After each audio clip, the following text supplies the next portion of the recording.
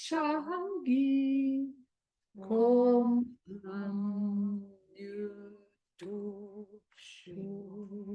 Let's do the four limitless contemplation. May all beings have happiness and create the causes of happiness. May they be from suffering and creating the causes of suffering. May they find that noble happiness which can never be tainted by suffering.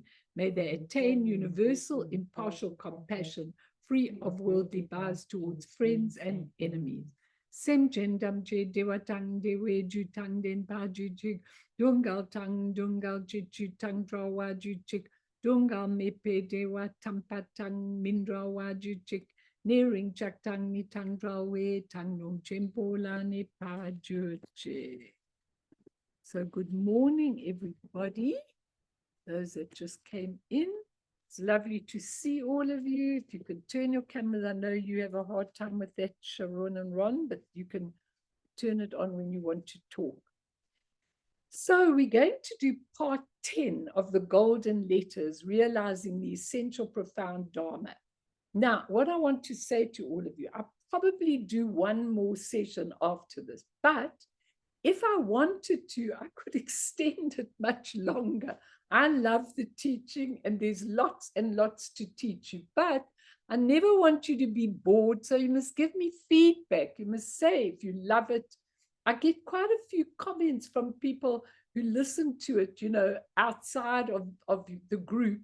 And that's nice. I'm happy if they can get something out of it. But, when you go into the top of the summit of the view, it's really very important, because those of you that are attuned to that will take that leap over and really be able to do it quite quickly. And I know it takes a long time along the pathway, and a lot of people haven't got the patience to go. But if you understand things, it's right there. And that's your important thing. So I want to take this story in a little more depth, because I think it's really important. And it comes from The Great Secret of Mind, the book, The Great Secret of Mind. It's a wonderful book by Tralle Gamkon. He's really an amazing teacher. And he says, in the time of Buddha Shakyamuni, the disciple Shariputra, who we always hear in all the sutras, who was the most excellent in primal awareness, debated the qualities of the realm of the fourth universal guide, Shakyamuni. So Shariputra argued that the realm of Shakyamuni, the fourth Buddha, is an impure realm, strewn with rocks and stones and covered in thorn bushes. I mean, very interesting, because that's what he regarded as a lousy place. We've got other things like earthquakes and wars and terror and everything, which would really make it an impure realm if we were looking at it. He says, and that Shakyamuni Buddha and his retinue had shorter bodies than Buddhas residing in the other realms. Now think about what he's saying. Bodhisattva Brahmajata, who had reached the 8th level of the Bodhisattva path, so he was really pretty near the top of the end of his journey. He said he rejected Shariputra's claim about the inferiority of Shakyamuni's realm. He maintained that the realm of Shakyamuni, the fourth universal guide, has the same purity as the realm of Buddha Varashana, the highest Buddha field. It's called Ganchan Tso, and the source of all Buddha fields. Because remember, if you look at cosmology, that Buddha Varashana, that he's exactly where our level of earth actually is, with a million other realms, but it's a very, very pure thing. And he says Shakyamuni Buddha is the fourth Buddha, and it's not pure, the realm. Anyway, he didn't agree with him, but they decided to approach, they couldn't agree, and they decided to approach Shakyamuni Buddha himself for the answer. And what Shakyamuni Buddha did was, he transformed the world and its beings into a pure realm, with his miraculous power in order to dispel the notion of inferior and superior. My realm is always like this, he said. Shariputra was amazed. Shakyamuni asked Shariputra, is it the fault of the sun or the inadequacy of the eye that a blind man cannot see things? It is the fault of the eye, Shariputra reminded. Well, my realm will always be like the one perceived by Brahmajata, the Buddha told him. The fault of not being able to see it is yours. And just to go on with what Tralib Gankod says after that story, if the subjective knower, that's us, okay, we're the subjective knower, is pure, then the objective field is experienced as pure. For example, he says, people suffering from jaundice see a white conch as yellow. On recovery, however, they see it as white. Similarly, the clarity of one's faculties determines the beauty and fineness of perception. Devils in hell, they've put themselves into that thing. There's no devil in hell, but the devil in hell is the person's mind, okay, sees ordinary water as molten iron that tortures them. The hungry ghosts see in the same water as pus and blood, filthy and loathsome. For animals, water is merely for drinking. And for human beings, it's like a great source. It's for drinking and washing and everything. Although in South Africa, you wonder about it at the moment. They're having such water problem. But still, for the gods, for the God realm, the same water is experienced as nectar. And to Buddha and Bodhisattvas who reside in the Pure Land's water is seen as Buddha Mamaki, the beautiful female Buddha. That's how they see water. They don't require water physically, so they see it as Buddha Mamaki. And she appears as pure Buddha nature. And it's similar with all the other elements. Are all these various perceptions valid, he asks? Everything that appears to the 6 kinds of being does so according to their various karma and is valid for themselves. But the higher the level of rebirth, the thinner the karmic obscuration and the greater the degree of validity of one's perceptions. Now, I really want you to understand this in terms of the golden letters. Be tired of your perception. Be tired of it. Because I'm tired of looking at all the ugly things in this world. I'm really, really tired. I want to see them as they are, not through my limited human mind perception. And that's how we see everything. If somebody's in front of us and they're angry with us, we go, who's this person? Look what they're doing to me. How can they talk to me like that? Blah, blah, blah, blah. In the meantime, that angry person is our creation. We created them. We've got the imprint. So our mind creates the circumstances that we have. Now, if we want to change this, and I want you to ask me and debate with me, it's really important, because if we want to change this, to reach the summit of the mountain of practice is when we start to realize that pure perception is what we need to develop. If number one, we want to see things as they really are, not with our blind perception, if we want to see them. And this is where Garab Dorje's first point fits. Once the true view is pointed out by a master to you, you have to be totally open-minded to receive this pointing out. Very few will have Shariputra's pointing out, where the Buddha miraculously showed the true state to all present. Now, you could think like me sometimes with my silly mind, and I think, well, why wasn't I there? Where was I? But, of course, all the people who happened, in inverted commas, to be there when Buddha Shakyamuni showed the pure realm, they all had the karma, number one, And the merit. You know, I've got to give a talk on merit and wisdom because it comes up with everything. How do you accumulate the merit to have things? Okay. How do you accumulate that merit? So if you want to be where a master is, you have to, for a master to point out, you have to have the merit. And how do you get the merit? You get the merit by doing practice, by being present, by doing the things that really please the inside guru, which most of us don't because often we haven't got time to do it. So if we want to have the pure perception, what we need to develop is, number one, to see things as they really are. That means developing a lot of merit. Someone asked Lamelena on her pointing out thing.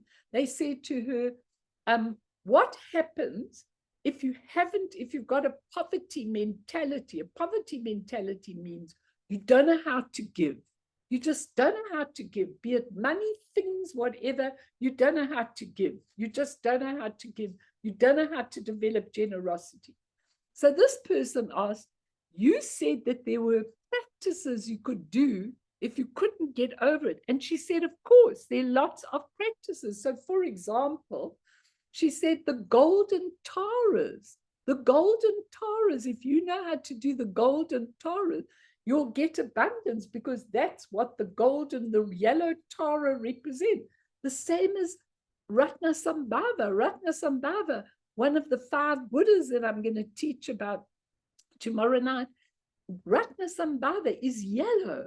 As soon as you know yellow, golden, you know abundance, you know generosity. It's the earth element. You actually learn how to see it. So when you give the mantra of Ratnasambhava, that's also a very good way of getting rid of your mentality, your poverty mentality, which is really important. You don't need to, Tati, you always giving. You don't need to get rid of the poverty mentality. She's always asking me, please give me this. I need to give you this. I need to give you that.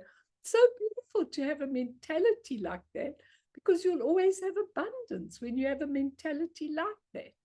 So the one thing is, if we really want to see things as they are, second thing that we need to know, okay, is if we know the difference between sem view, that's your human view of your human consciousness, and sem ni view, which is your nature of mind. If you know the difference, now I've taught you quite a bit from the silver book, from the golden letters, but the thing is, if you really want to know that, you need to know that difference, okay? And you need to know the difference. You need to know the ordinary consciousness. That's what I'm going to teach them. And the primordial consciousness. You don't need to know it by reading up on it in books. You need to know it. You need to know what the difference is, because we know that what we are perceiving is just a reflection of the mirror of our mind, the true nature. Then we can do Garab Dorje's second point, which is we can definitively decide on this unique state, Garab Dorje's second legacy. So you've got to put this all the time into perspective and definitively know. I definitively thought that when I came into this place, that straight away there would be the house I wanted. And funny, a house came up as I came in here, and we put an offer in for that house, and now we realize it is completely wrong. It didn't work out. So, you know, when you are with your own mind, when you are with your nature of mind, little things like this, where I'm living in limbo and I haven't got my things and I haven't got my books, and it's really difficult to live like that. But what is it? I keep saying to myself, let the nature of mind talk through you. The nature of mind says, so what? So what? You've got a fine roof over your head. You've got everything you need. So what's your case? You know, I mean, stop wanting things when you want things. Then you don't know the difference. Sem is the one that's wanting. Semni doesn't require anything. Patrul Rinpoche walked around the world with a little haversack, with a little thing, with his little plate and begging bowl, and that's all he had. And he's a Buddha, and I'm sitting here with all my things. Okay, we have to see the difference between what Sem wants and what Semni wants. We've got to listen to how Semni talks through it, and that's the second one of Garab Dorje's things. So, coming back to what I was starting with, when we start to realize that pure perception is what we need to develop. If number one, we want to see things as they really are, that's where the pointing out comes. If we know the difference between Sem and Semni, we can definitively decide on that. And that's so important, to definitively decide, not wishy-washy, definitively. And then the third thing is, then we gain confidence. We gain confidence that all our pain and suffering and ailments and anger and fears and anxiety and difficult life situations and illnesses are all just temporary, transient, illusory. And they can be liberated by themselves if we just let them happen. If we go through them and we let them happen, they get self-liberated. Why? Because the essence is pure, and this is an expression of the essence. So even if I'm seeing it as impure, it's really pure and will go back into the essence like waves in the ocean. So if they can be liberated, then this is Garab Dorje's third point that strikes the vital heart, strikes the vital point. What is his third point? You continue with that absolute knowing until liberation happens, until you are totally liberated. You really do. Just to give it to you in the proper terminology, I'm not giving it to you in nice words. One continues directly with confidence in liberation. That's his third point. So now Tunku Urgent Rinpoche gives an example, which I find a little bit gruesome. It's a bit gruesome, but I think it's such a good example. So I'm going to read it to you, because he says in his talk on Garab Dorje's 3 points, what do we mean by vital point? He says, if you want to kill someone, you go for the vital points in the physical body. A knife wound in the heart strikes the vital point if you're thinking of killing someone. Or if you want to kill or the life force of deluded thinking, there's no method other than recognizing the Buddha nature. He says, do you understand how to kill someone? He says, cutting off the nose or the ears will not readily kill the person, will it? He says, stabbing him in the foot won't kill him either. But if you stab him directly in the heart, by the time you pull the knife out, the victim is already dead. And he says, if you want to kill delusion, that's his analogy. If you want to kill delusion, you have these 3 words, these 3 vital points. They strike the vital points. They strike at delusion. They strike at everything. And that's what we're looking at. It's really important to understand. And just one more quote, then I'll throw it open in case anyone wants to ask or say. Please do. I'm going now again to my beautiful thing from the Circle of the Sun Essence of Dzogchen, and this is what he says. In Dzogchen, the path is traversed in a speedy manner without a great deal of effort or exertion. If one practices properly, one could achieve an enormous sense of fulfillment in months or years. The body, as it is now, could be transformed into the authentic expression of one's body. And I look at that often. I think, can you imagine having a body without illness, without aging, without getting tired and everything? That's your Vajra body. The environment and the world is transformed into a Buddha field. He says the individual could appreciate and enjoy all of this through having understood the self-existing awareness within their own mind stream. How is this extraordinary achievement possible, he asks. According to the esoteric teachings, this is possible because instead of thinking of karmic cause and effect and conflicting emotions as something you've got to abandon, discard, or be rid of, they are seen as self-purifying. And what does this mean? The conflicting emotions, the karmic tendencies, and the conceptual proliferation are seen as self-freeing and self-purifying.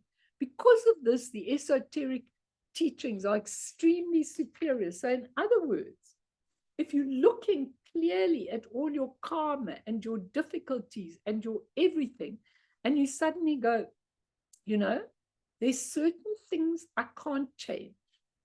You reach a certain point in your life and you think there's certain things I can't change.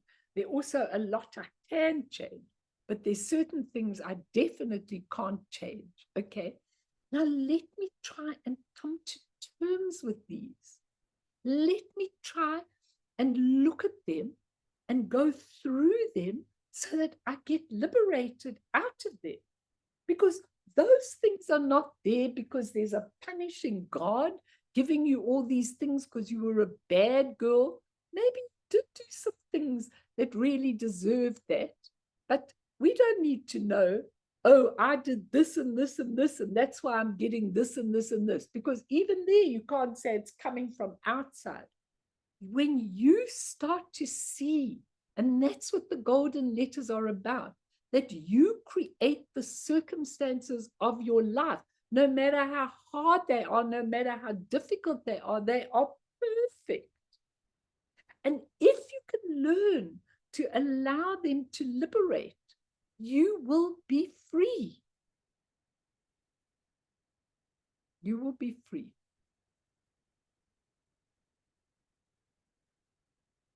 So that's all I want to say before I go back to the text. Anyone want to ask or say, please do, because it's really important that you find the things you find difficult, that you are able to talk about them, ask about them. And usually when you do ask or comment, everybody else is thinking the same thing. So don't think I'm going to ask a stupid question. There isn't anything as a stupid question, because the stupid question occupies space inside you. You need to ask it and remember that the answer was there before the question. And if I can't answer it, then I'll definitely go and look it up for you. Anything anyone wants to ask or say, please. And then we're going to go on to John Murden Reynolds' translation of the whole text. But anybody want to ask or say or comment just from what I've given you, because I try and create an atmosphere so that you can think differently and you can apply it to your everyday life. This is what's important. If you're thinking of teachings over there and in a book and on your notes, it's useless, absolutely useless. They don't do anything. It's applying it to your life. I'm sure you must get so sick of my voice. Anyway, Ego, do you want to ask anything? No. Anyone? You all okay? Anyone want to comment? Karen, do you want to comment? Well, you're very good that you all believe me without challenging me. Okay, I'm very happy. But I'm sure you must get sick of my voice. Okay, do you want me to go on a little bit? When you interrupt, if you want things, because it's so important that you apply this. So important not to do this at a distance intellectually. It doesn't work. I promise you it doesn't work. So last week we were talking, Patrul Rinpoche gives his commentary on the golden letters called The Special Teaching of the Wise and Glorious King, okay? And I told you that I love what Patrul Rinpoche says, but it's easier to understand John Murden Reynolds, who gives a lot of interpretations and explanations of Patrul's text. So it makes it a lot easier. So last week, we were looking at some of these things like people of superior ability, just hear the title of the teaching and they know it already. It's very, very easy to look at how these things, you just know what it is. You just get a feeling, and suddenly the master just gives you some pointing out. It can be a clap over your head, it can be a push, it can be a silence, it can be a transmission, and suddenly you just remember. You may not remember consciously, but you just know, you're excited inside you. And the intermediate capacity still needs quite a lot of explanation, and the inferior needs really the words of the title and a full explanation. And they used to do it in Tibet with the lung. I told you last time, where they had these long days of reading the text with that salty butter tea. I don't know how they drank that. I'm sure it must make you so unhealthy. I really do. But anyway, they used to do it, and really used to go on like that. So we were just talking last week about how the wise and glorious king refers to Samantabhadra, the Buddha nature. The Buddha, he's called the ultimate Buddha, but he's actually your Buddha nature. And then he passes it to Garab Dorje, the first human teacher. Doesn't mean the first teacher, because it was taught maybe at the God level or at some of the other realms, but it was never taught in the human level.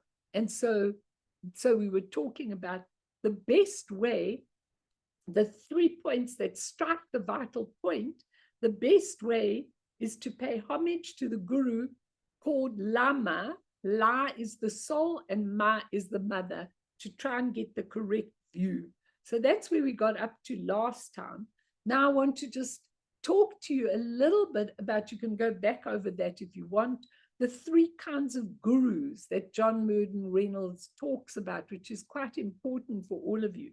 First of all, there are masters from whom one received teaching and guidance. You can have many in a lifetime, but only the disciple can walk the path. The master can't do it for the disciple. Like, it's so interesting for me with Lama Yeshe Rinpoche, because I had such a close relationship with him right through all the years of my being. And we used to debate things, and he used to teach me things, and now he hardly talks. So it's so strange. And yet, when I'm sitting there, I went to say goodbye to him on Saturday, and lucky Joss and I were the only 2 people there. So we really had a lot of time with him, but not talking time anymore. He just sits there, but you know what? He just says little words, like one word or one word. And you work out in yourself how important that is in your life, because he doesn't mince words or ask you about yourself or anything. He just might say one little word that sets something in me going. And so a master can be different. I can remember going for walks with him on Holy Island. We used to debate, and he used to shout at me, and I used to listen, and we used to have a really close relationship. And you can't do that with him anymore. And that's a very big lesson for me, because it's a different way. It's a trust. It's a trust when there aren't a lot of words. It's a trust that what you get is really important, just being with him and in his presence, okay? And that's very, very important. So that's the first kind, the master from whom one received teaching and guidance. 2, the gurus in the lineages of transmission. They bring the blessings of the spiritual power from the Buddha. So you have them in the lineage, that the lineage transmission, that bring the blessings of the spiritual power. So sometimes that might not even be a person. It might be like, I know I get many, many, many blessings from Guru Rinpoche. And that whole lineage, Amitabha, Chenrezig, Guru Rinpoche, I have a lot of blessings from that, and those are the lineage transmission. And then you've got the third one, which is the root guru. Now, your Lama Lena Karan talks a lot about the root guru, because she says That's the master that bestows the most important empowerments or initiations, which ripens one's stream of consciousness, and most essential explanations which liberate one's minds. Okay, so the root guru is the one who actually gives you the pointing out instruction. So like somebody in Lamelena's teaching said, but I don't have a root guru. They said, I don't have anybody who points out points out the nature of mind. So she said, well, you're sitting here and I'm trying to point out the mind's instruction. And maybe if you got that, you might have a root guru, but you haven't seen it yet. Because what are we expecting from the root guru? What are we expecting? Are we expecting them, sometimes they do, to take a cup and pour nectar in so that you open and know your nature of mind? They'll do it in the way you need. They'll do it in your merit. They'll do it in every way. He says, the root guru is a catalyst in the alchemical process of the spiritual awakening of the disciple. And the root guru has three aspects. Now listen carefully, because those of you who don't have a guru around, listen carefully. The outer guru is the physical presence to introduce you to the nature of mind. You don't know where they'll come from. They could be a beggar on the street. They could be a master you meet. They could be someone where you're traveling. They could be anything. But they are the one that introduce you to the nature of mind in some way. Then you've got the inner guru. And the inner guru is the meditation deity in one's heart or above one's crown. Now, a lot of you, I want to do a talk on Vajrasattva. Okay, a special talk on Vajrasattva, because I think that this deity who's right in the center of your heart really clears out with his 100 syllables the 100 aspects of your nature of mind, and I want to do something. But when you have the meditation deity in your heart or above your crown, if you prefer to wish it, they are very important. The Taras have always been very important to me. When I do a Tara practice in the morning, every day I do at least a short one, and sometimes I do the longer one. But if I do white or green Tara, which are the two practices I like to do, I always, when I'm asking, I always go, Tara in me. And it's lovely when you go, Chenrezi in me, Tara in me, because then you stop the dualistic seeing them as they are over there, and you see them inside you. And then you look at their qualities and you see whether you're developing those qualities within your own self. And then the secret guru is Samantabhadra or Kunta Zanpo in Tibetan. That's the primordial Buddha, and in reality, that's one's own inherent Buddha nature, one's own primordial enlightened state. And you've got it. And you need to communicate with it. You need to know that it's there. You need to pause when you've got a difficult situation in your life and allow something to come through you, because remember Tai Situ's word, the solution was there before the problem. Remember that always. Write it down. The solution is there before the problem. When you remember that and you allow the really Samantabhadra, your Buddha nature, to bring through you that which you need, when you allow it, then you are really, really acknowledging the secret guru. Because none of these gurus are outside. They even say when you meet a guru who's in a physical body, they're not outside you. They're inside you. You've created them because you've got the merit and the wisdom to get them. But they're inside you. Remember this. Remember this when you die. I mean, some of us are going to die sooner or later. And if we are, Remember this. Remember that that Buddha nature is right in you. So all you have to do when you're dying is forget about all the things other people are doing and giving and sharing. Just remember you want to connect with your Buddha nature. And at first, it's clear light, pure light. And if you miss that, that takes you right through to freedom. And if you miss that, then in the next body, the expression of the pure light in pure form. So what happens is the pure form is in front of your eyes and you can see it and never get afraid of it. Say, I remember Melanie telling us this once. I must recognize, re-know the Buddha nature. And then, like I'm going to try and teach them in the night group, that you will connect with one of the families that are coming towards you. When you start identifying with that family, you see where your real family is, not this family here, where your real family is.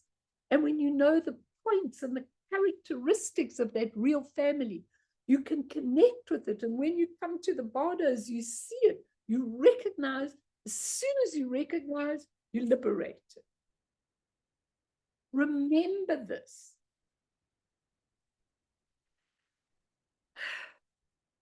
Paying homage and doing prostrations are recognizing and acknowledging our own inherent Buddhahood, he said, which has been there from the beginning at the core of our being. Don't just go in front of your shrine and do a prostration.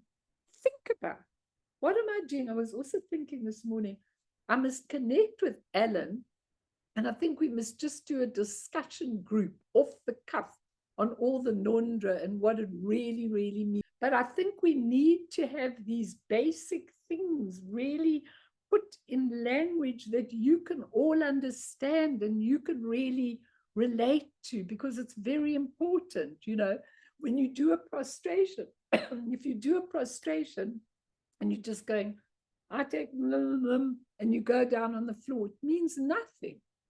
If you ponder before, what I'm doing now is I'm bending the knee before my Buddha nature, Samantabhadra in me. I am giving that homage to it from within me. I'm recognizing it, I'm acknowledging it. Then it's a different story. And in Dzogchen, the Guru represents the manifest embodiment of all the three jewels. Now, right through Patrul Rinpoche and then John Murden Reynolds talking about Patrul's teaching says, Guru Yoga, Guru Yoga, Guru Yoga. Okay, any of you that aren't doing some form of Guru Yoga, please go back and find those on my teachings, the sessions, because Guru Yoga is one of the most important things you need to do. You all need to do it. You can do a 10-minute Guru Yoga. You can do a 2-hour Guru Yoga. It just depends on you. But the practitioner in the Guru Yoga develops a direct connection with the Guru, the source of transmission by way of empowerment and teaching. Guru Yoga means unification with the state of the body, speech, and mind of the master. And the Dzogchen viewpoint, no matter what practice one does, one must link the practice with Guru Yoga, our primordial state maintained and enhanced in this way. I'll talk about it in a moment. The root Guru and the lineage Gurus remain inseparably connected with our own mind, here's our own mind, infusing our stream of consciousness with their blessings, their inspiration, and their knowledge. When we practice Guru Yoga properly, we unify our view, meditation, and conduct. Those three are everything. You get the view. It's the most important. From the view, you pick up the path according to the view, and then the conduct and the fruition, which is back to the same state as the view. So it unifies those three. Any path of spiritual practice and development must be considered in terms of the view, the meditation, and the action. And even if you look at that with the three bodies, Dharmakaya, out of the Dharmakaya, the nature, the Sambhogakaya, out of that, the one that expresses itself on this planet, those three are always together. The Dzogchen perspective, the view is more important than the path of meditation and the conduct. If the view is not pure and correct, then the meditation and conduct and fruition, no matter how well intentioned, will deviate off the center and the practitioner will get into increasing difficulties. At the outset, Patrul Rinpoche says, spend time examining the view of Dzogchen in terms of our direct experience. That's what I want to give that Tuesday night. You can listen to it if you can't be there, but I want them to have direct experience of the view. It's very, very important. In the text, now listen carefully to how Patrul Rinpoche unifies these three. He unifies the view, the meditation, and the conduct or the fruition by making them correspond with the three gurus in his lineage with whom he feels a direct and personal connection. Now, this is so brilliant and so profound. Who am I to even teach it to you? But I want you to hear how he pays homage when he gives his the great and glorious king to the three gurus. And each of these gurus represents, so his first one is Longchenpa. And Longchenpa means the infinite vast space, vast expanse of space, which is the view, which is the Dharmakaya, the essence out of which everything comes. So his first homage is to Longchenpa, the infinite expanse. So Longchenpa represents that space. It's not necessarily that you're going to a particular guru, but you're going to that space, that Dharmakaya, and he gives it a name. Then he goes and pays homage to the second guru, which is Jigme, also known as Kiensi Ozer, which means the light rays of wisdom and love, which is the same as the meditation, the path, what I was just telling you about this, the next bardo. Because Jigme, who is the light rays of wisdom and love, he is the pure expression from the Dharmakaya, the Sambhogakaya, which if you are on about the 8th level Bodhisattva, you can already attend beautiful gatherings on Sambhogakaya level, which are just perfect, where the guru and the disciples are one, but they still ask questions so that we can learn from them. But his second, I never understood this when I read the book at first, but now I understand this. It's so profound, because just think of the three gurus, Longchenpa, Dharmakaya, vast space. I'm not looking at the Jigme, also known as Kiensi, the light rays of wisdom and love. And then the third one, listen to the third one. The third one is Jigme Jalwe Nugu. Actually, you probably heard about him, Sharon and Ron, because he was actually the guru of Namkai Norbu, Jigme Jalwe Nugu, the root guru. Now, what is the third one? He calls him the fresh sprouts of the jinas. Jinas are the victorious Buddhas. He refers to the Buddha's decisive victory over Mara, the demon of ego delusion, and he calls fresh sprouts. He calls him fresh sprouts, okay? Now you just think of fresh sprouts. When you've got sprouts, I always put them all over the salad, in the end. They give it some, I don't know, freshness and everything. I'm always putting sprouts on the top of things, okay? He says the fresh sprouts are the bodhisattva, the compassionate activity, the 6 perfections. The bodhisattva is known as Jinaputra, the child of the victorious one. Conduct is fresh sprouts, who will be the future Buddhas, the great bodhisattvas. So his 3rd guru, when he pays homage, is like the fresh sprout, the Buddha, that the bodhisattvas who know the 6 perfections, who can give you all the things translated into your terms. And that's who he pays homage to. I found it absolutely exquisite. It took me a long time to understand the truth of this. He says, then traditionally the author's promise to the reader may inform of subject matter and benefits from reading it. Anyone practicing it will surely attain Buddhahood in a single life without straining after it, and even without practice. One's mind will attain happiness. Now I've got to give you Patrul Rinpoche's expression of delight in the text. He goes, ah la la. Ah la la. You know, when my kids send me lovely messages, like my granddaughter's traveling in India, I think I told you, she asks everybody, do you know my grandmother's Lama Yeshi? She just sees a monk in India and she asks about that. I mean, so when she sends me all the things and the pictures of the monks and all the things of India, I don't want to say, oh, Kira, wonderful. I want to say, ah la la. Okay, but if I do, she'll really think I've lost it. Okay. And the thing is that the alala is like emma ho. It's an expression of delight. Okay.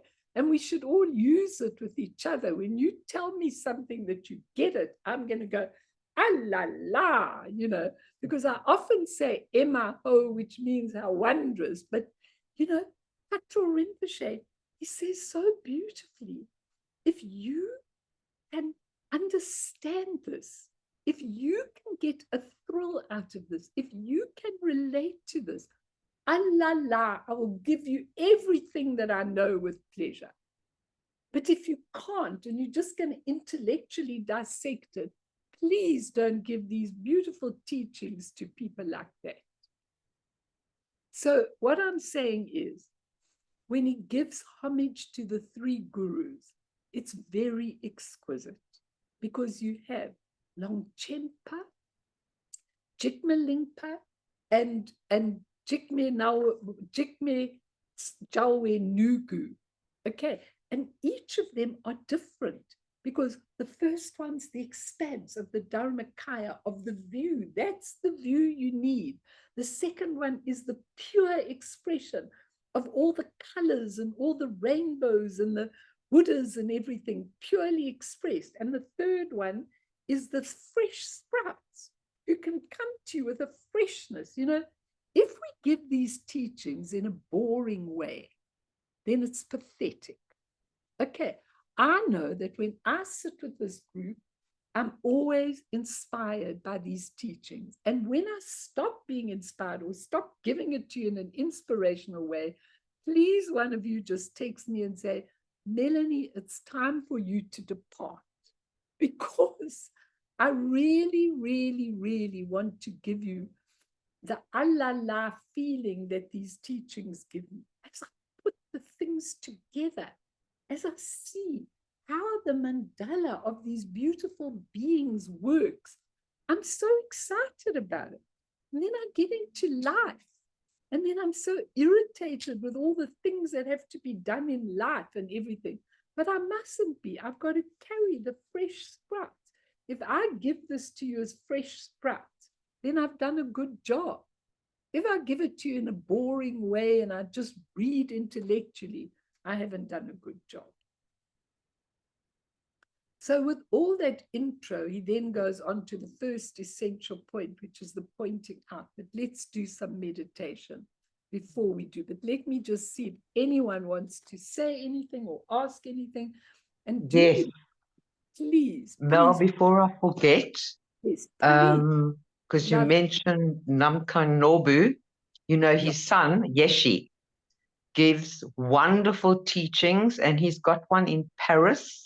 It's I good. think in April or May, and it's on Dzogchen and Guru Yoga. So if anybody wants the link or to sign up to do it, you don't have to do On Zoom. the whole retreat. Then they must just let me know, and I will send them the link. Fantastic. I Can know you do it on it's Zoom? off topic, but I'll forget. Can you do it on Zoom? Yeah, and I do it on Zoom. I went to one on Tenerife. It was wonderful. You can't believe the crowds. And yeah, but it was the connection was so bad, so I missed most of it. And then you can get the recording afterwards. You know, they leave it on for you. And again, then it just wasn't clear. But I've been to a couple, but he's just charismatic, and his father just. What's Pardon? his name? What is his name? Yeshi Namkai or Yeshi Nobu, I can't remember. Namkai Yeshi. Okay. Yeah, Namkai. Can I just mention I don't know if Ron will know. Tell us. Let's hear from the Dzogchen community, everything is available on Zoom, except for teachings where you obviously need to be a member and you can't get in. Yeah. But what they advertise generally, on all their websites is available on Zoom, everything. It's just a question of registering and going through the process. In YouTube, are they recorded, a lot of them? They are recorded, but you need to register first in order to get those links. You won't just find it on YouTube. You register through the Dzogchen community, and then they, in their own way, put it available. Sometimes it's for a limited time. I don't particularly follow Yeshi Namkai, but there are teachings available at all levels. Depends on if you remember of the community, then a lot of the closed teachings are available to you. Amazing. Yeah. Listen, I think that I just want to mention one other thing that I've been wanting to mention for some time, because Corin mentioned Lama Lena. We met Lama Lena about 10-15 years ago. I can't remember. We followed her for some time. Yeah. We've now moved elsewhere. But did you meet her in person? No, on Zoom. In a Zoom teaching, it's almost in person because she was live there. We were in a group with her, interacted with her personally. Yeah, and I followed a lot. But what I want to mention to you is that what I found absolutely amazing is I don't remember the details, but there's a teaching called Wangdo in the Cave. And that was her teacher. And that was the most amazing set. I think it was 10 lectures, something like that he gave not long before he died. I do have a copy somewhere. I've got all the videos. I've got all the stuff from 10 years ago. Me too. It's wonderful. Yes. Go for that. That is amazing stuff. Her teacher, Wangdo, he is class. He's incredible. Class, yeah. And he taught, there were 3 teachers that he said could teach Dzogchen. Was Lama Lena, another one, Christine, and another one who's a model. What's his name? Paga. Yeah. Paga Rinpoche, yes. And she's the only one that I could actually identify with. The other 2 just wacko, Well, they're all a bit wacko. But I found her through him, yes. Yeah. But you know what? I think it's the harshness. It's the heart. Like she would never allow me just to talk. One of the retreats I did, God, years ago, and she said, I'm trying to explain myself, and she said, it's enough. She stopped me. She knew, and then so I learned. Here I just talk, but she knows I just have a problem with the words, and she has said to me, "Okay, what you've experienced, there are no words, so this or that." So then I was comfortable. That's all I needed, as being like a loner, was just that bit of leading, you know, like you give that to me here, you do definitely, and that's what I need, you know, somebody who can, like, both of you sort of like whip me into place. Like I don't feel like I'm that crazy, you know, that's what I'm saying.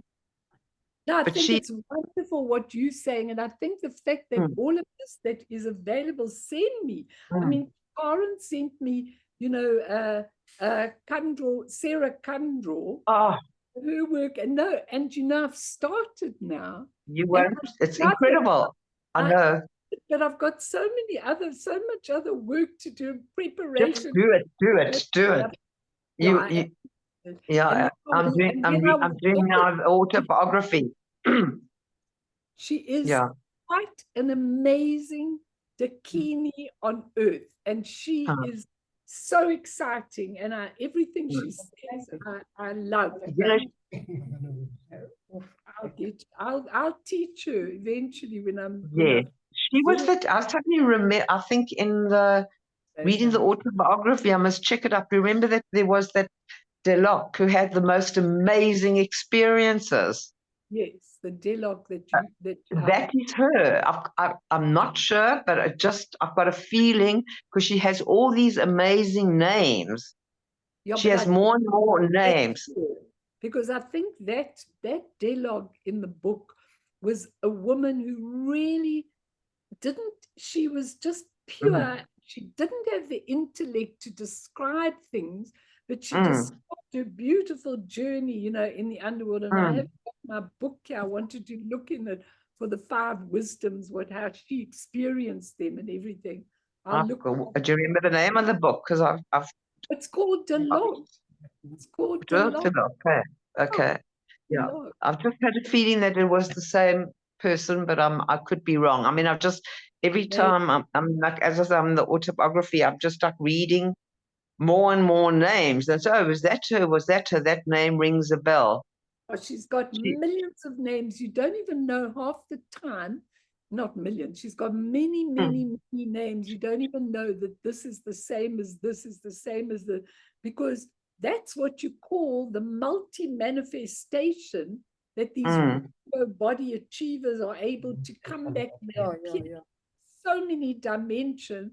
You pick them up there, and then suddenly you put them together. It's really very exciting. But send me, you girls, of these links. I want to see them.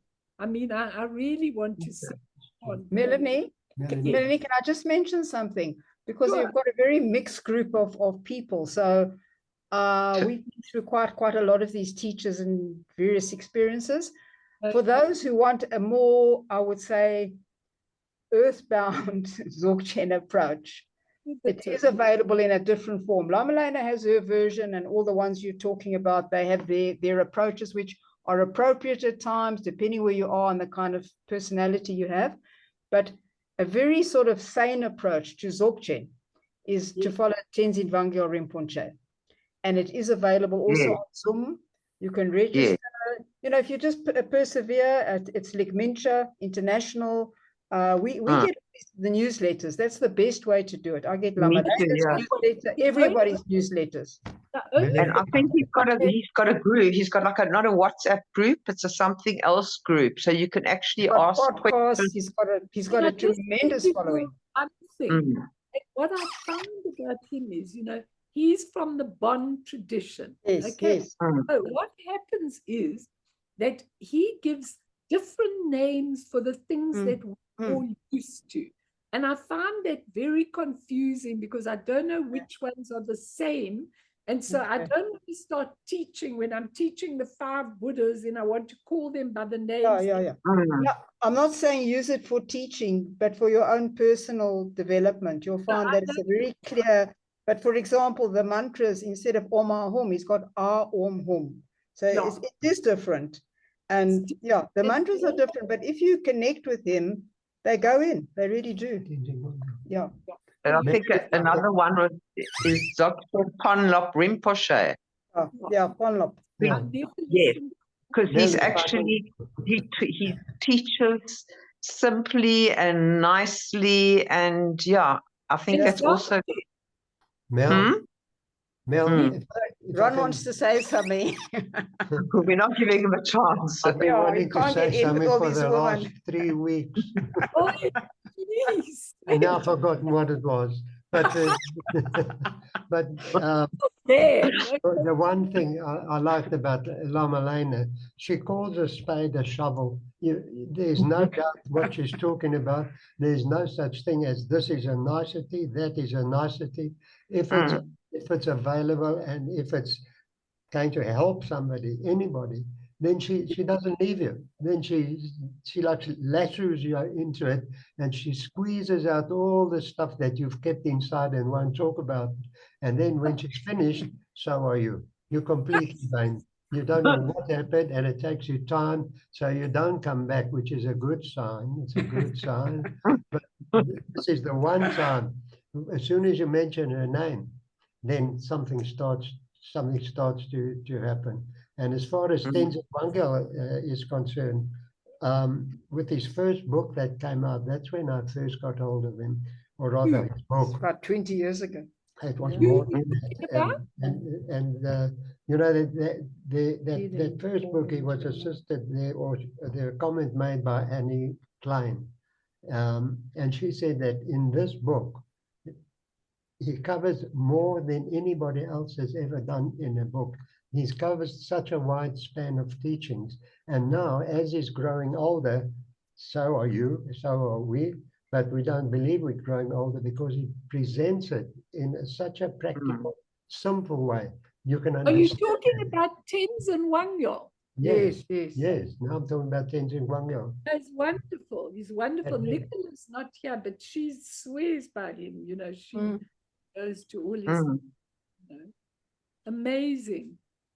Really amazing. Because you know what?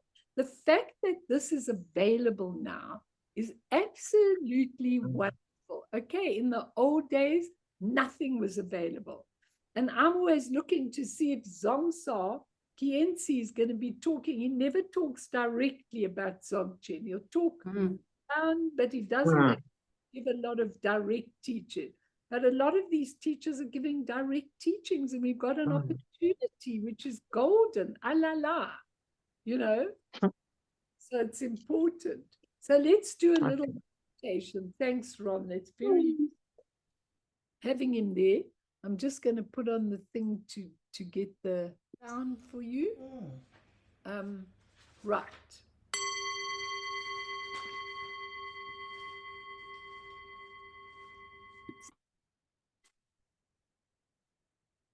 Okay. So I want you to come to this moment. I've poured in all my splabbing and blabbing and everything else, but it really excites me, this stuff. It really excites me a lot. And so I want to put it over in that way, because what is beautiful about even coming to the contemplation and to the self-liberation is that in these teachings, you can do it your own way, okay? Wherever your mind goes and whatever you can't accept, there's another direction and another path. It's not something that you have to be said, you need to do 500 of these and you need to do 300 of these.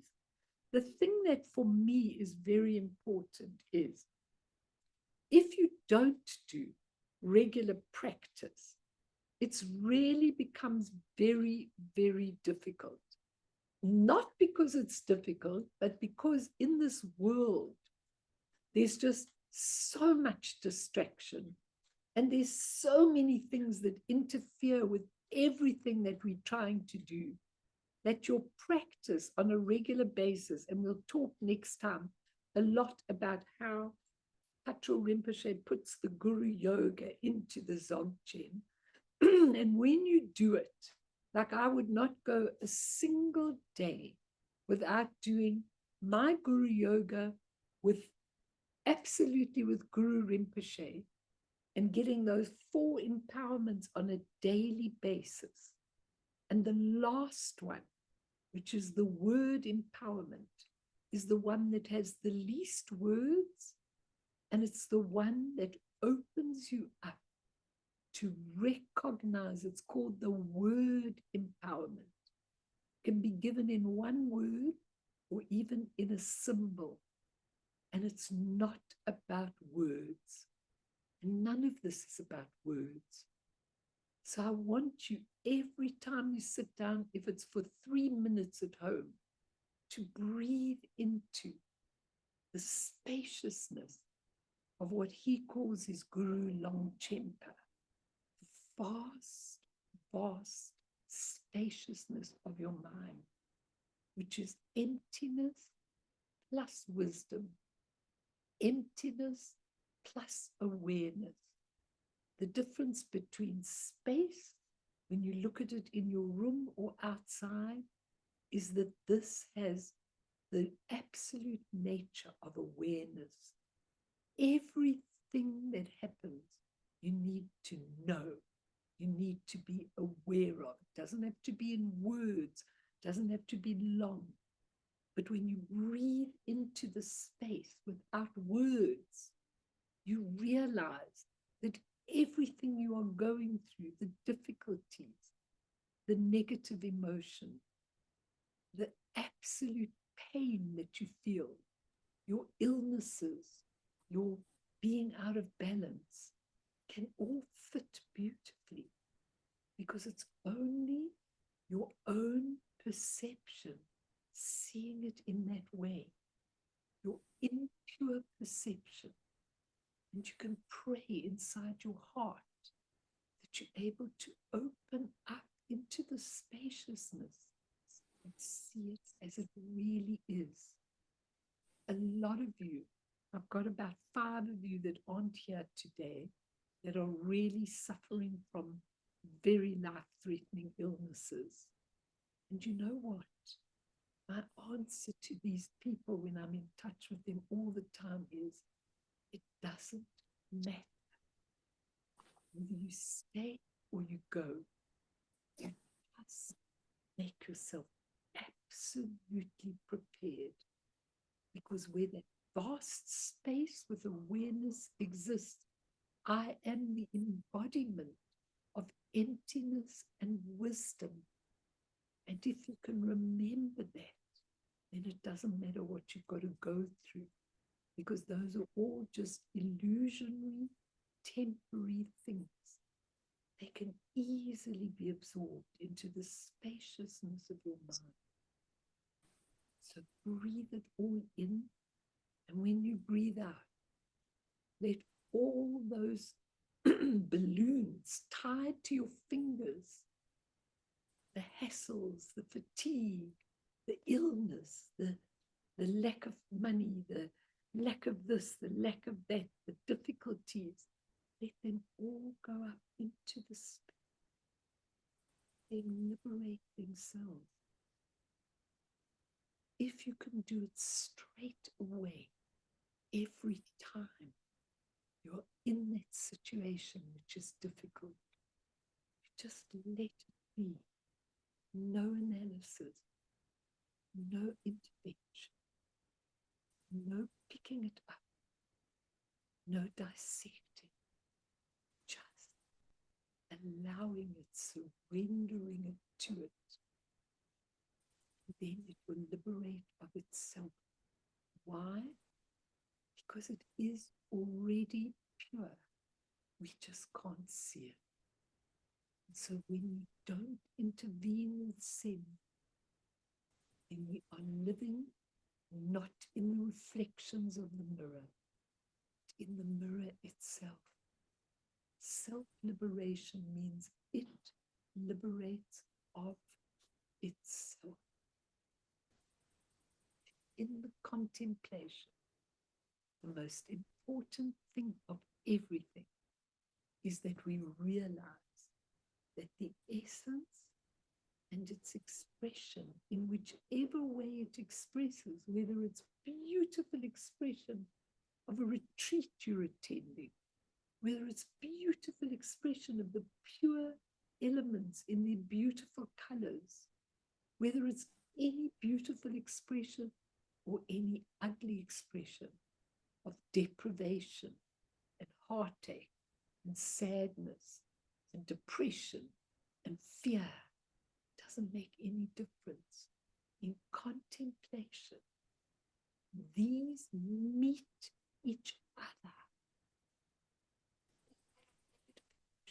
All your situations, all your physicality meets with the essence. So you are free. You are in the beautiful, beautiful expression of the essence. Nothing to disturb you. Nothing. When you are there, you have no problems. You are really okay with whatever is happening. Breathing in, breathing out, everything. Spewing it out. No attachment, no limits, no pause. Just letting it be free. Go back to the essence. We are the essence. Think about it. As our bodies age and deteriorate, just shaping like a caterpillar shapes its skin. Then we are free. If we don't realize this, then we hang on to everything we've got, and we have to go back and do it all over again with more hassles and more difficulty. So see who you are. This free expression of openness, emptiness, total luminousness. Put yourself out to this. No distraction, no interference, no suppression. Just recognize all your situations, your thoughts and feelings as the creative play of the mind. Self, it's called self. Just plays itself, goes back into essence.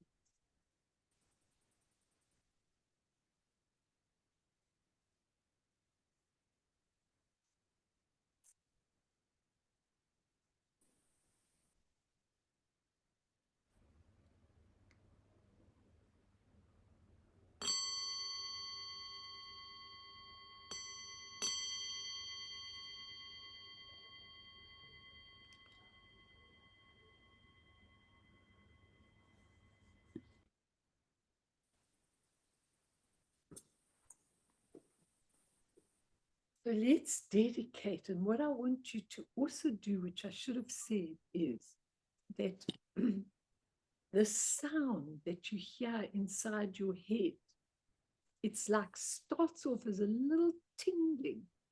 And then sometimes, it's quite funny when you bang, let's say you bang your funny bone or something like that, and you in agony.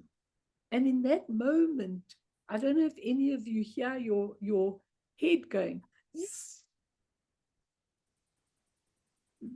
Now that's the same as when you use the word pe when you're doing your meditation, because pe cuts through the thoughts. So when you hear that sound, all the sounds are the sound of Dharmata.